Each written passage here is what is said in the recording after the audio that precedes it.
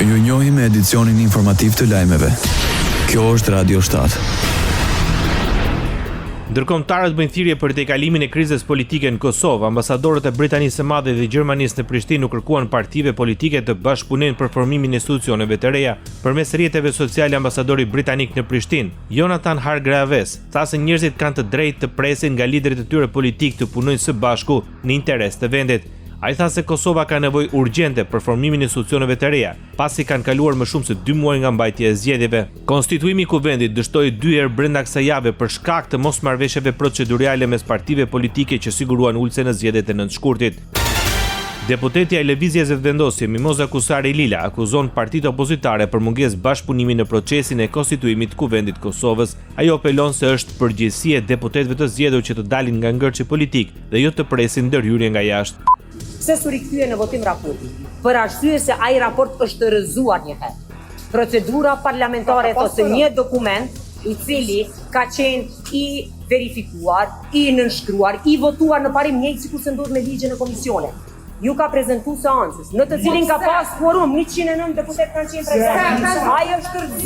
Ai është rrëzu me votë. Ndërsa për procedurën tutje duhet të deklarohet. Nuk mund të thonë veç hedhën votim, për arsye se nuk është kjo çështje e mungesës quorumit.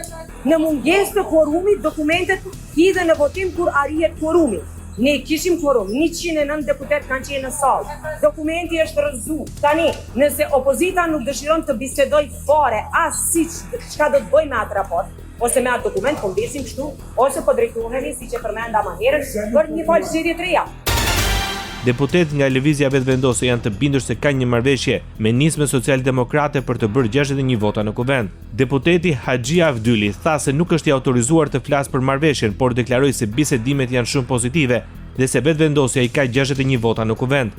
Nisma, e cila garoi një koalicion me Aleancën për Ardhmërinë e Kosovës në zgjedhjet e 9 shkurtit, nuk ka komentuar deri më sot rreth marrëveshjes së mundshme me Vetëvendosjen. Kosova ka ngecur në përpjekje për të formuar institucione të reja, pavarësisht se kanë kaluar më shumë se 2 muaj nga zgjedhjet parlamentare të 9 shkurtit. Bota. Shtetet e Bashkuara të Amerikës paralajmërojnë për një tërheqje të mundshme nga marrëveshja për paqe ndërmjet Rusisë dhe Ukrainës.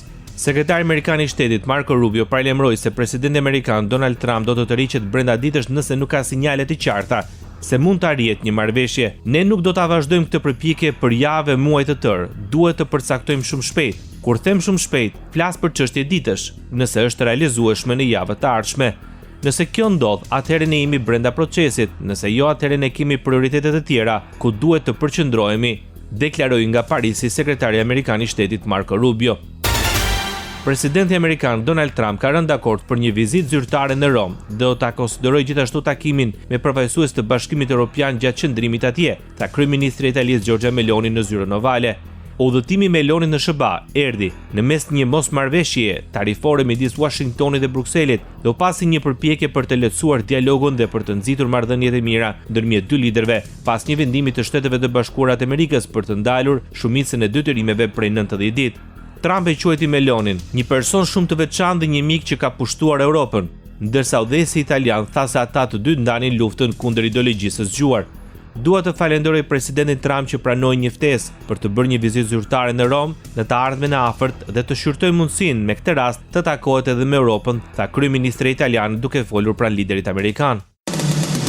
Ndoqët lajmet shkurt në Radio 7, zëri pozitiv i qytetit.